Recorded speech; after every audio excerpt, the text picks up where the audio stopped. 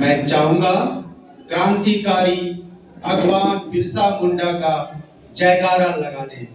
भगवान बिरसा मुंडा की क्रांतिकारी भगवान बिरसा मुंडा की जय। Very good, thank you.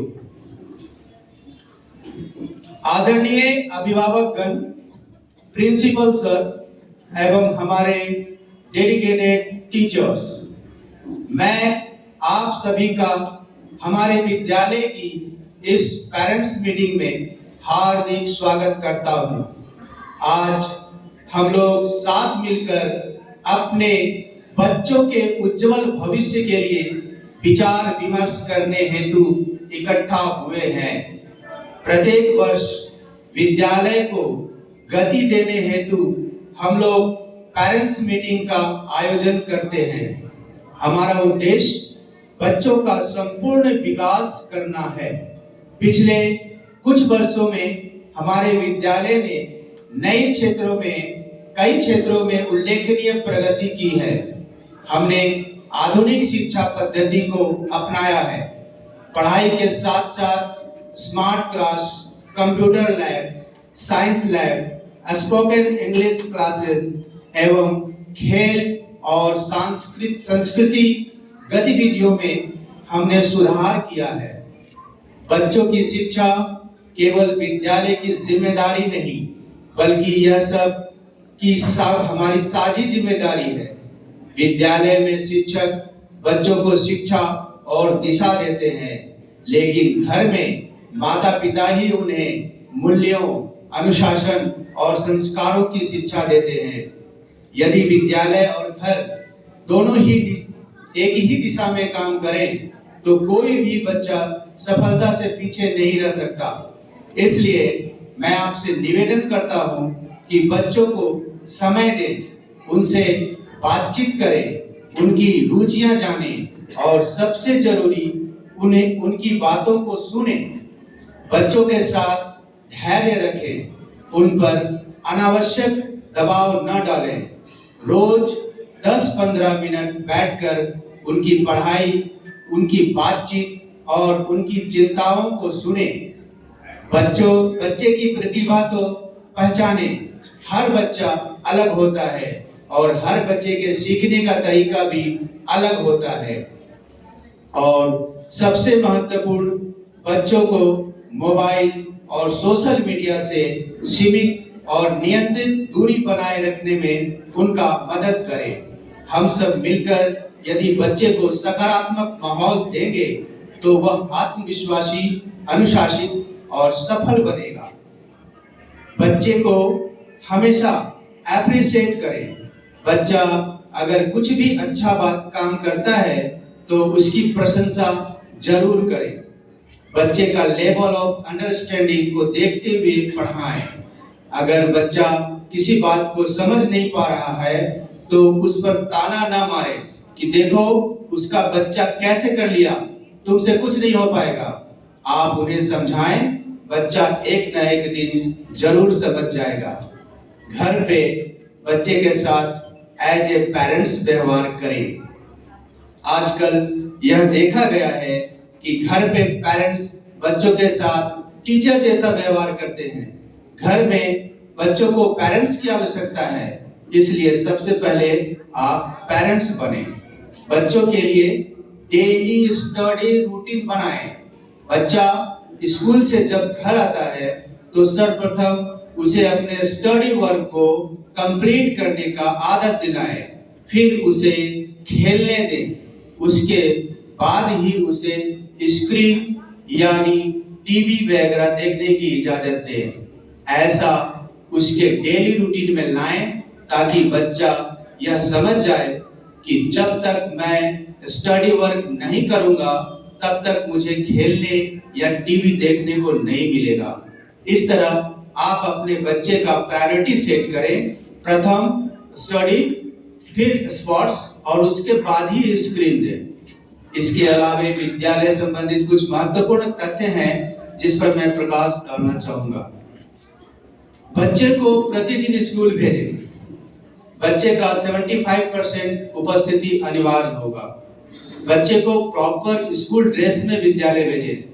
शिकायत या सुझाव प्रॉपर तरीके से विद्यालय कार्यालय में करें। स्कूल कैंपस के अंदर पेरेंट्स अनुशासित रहें। पेरेंट्स प्रतिदिन अपने बच्चे का डायरी चेक करें। बच्चे को स्कूल द्वारा दी गई रूटीन के अनुसार ही किताब और कॉपी भेजें।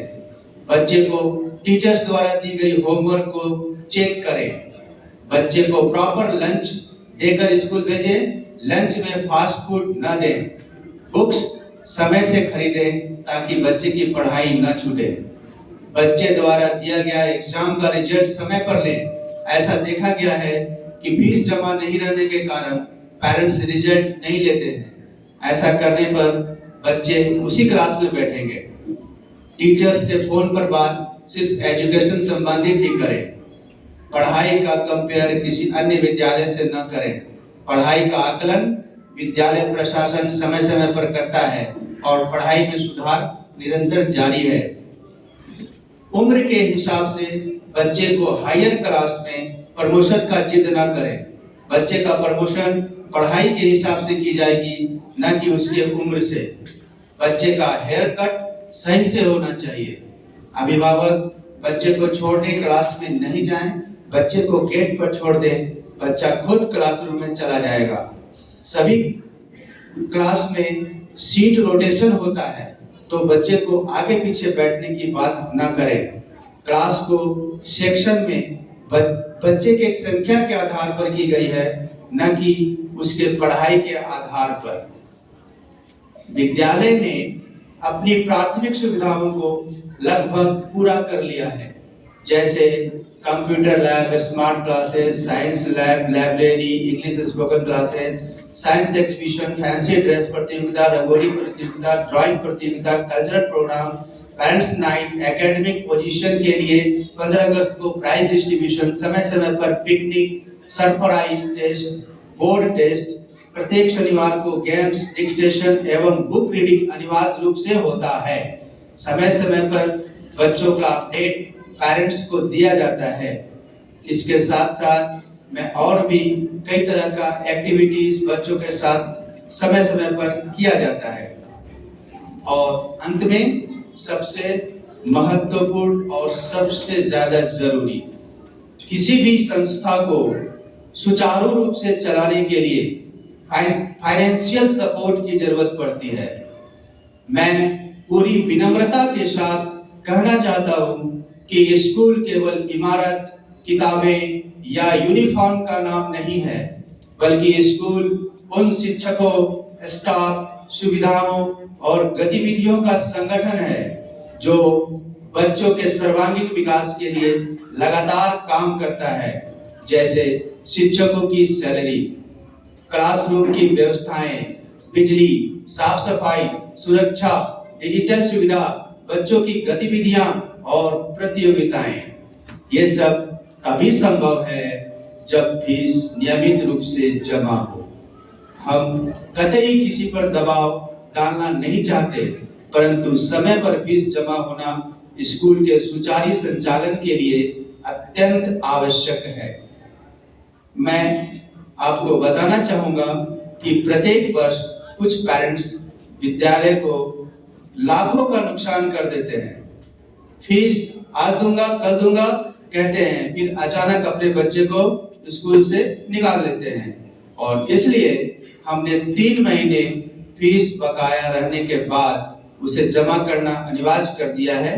इसके साथ साथ प्रत्येक वर्ष कम से कम 100 रुपए की बढ़ोतरी होगी। उपरोक्त संदर्भ में स्कूल प्रबंधन ने एक नोटिस जारी किया है।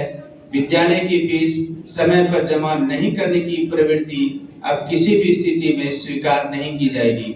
पिछले कई महीनों से बार बार याद दिलाने के बावजूद कुछ अभिभावक लगातार फीस में देरी कर रहे हैं, जिससे विद्यालय की अनुशासन व्यवस्था व शैक्षणिक गतिविधियां बाधित हो रही है।